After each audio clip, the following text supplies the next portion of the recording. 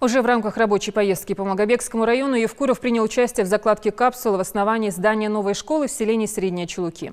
Общеобразовательное учреждение рассчитано на 720 мест. По информации Минстроя Республики, строительство будет осуществляться по программе содействия созданию в субъектах России дополнительных мест для детей в возрасте от 2 месяцев до 3 лет.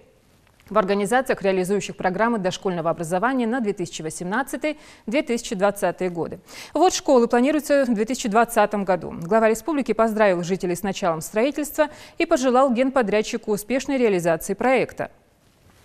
Средние Чулуки, как одно из густонаселенных селений республики, давно нуждалось в новой школе. Уверен, что это учебное заведение будет построено качественно и в срок, сказал Юнусбек Евкуров. По словам министра строительства Османа Вышегурова, в новом здании школы будут созданы все условия для обучения, развития и дополнительного образования детей. Глава республики также сообщил, что дал правительству поручение ускорить программу по реконструкции старых школ в регионе. Так, до 2021 года все существующие старые здания школ должны будут реконструированы и расширены за счет пристроек.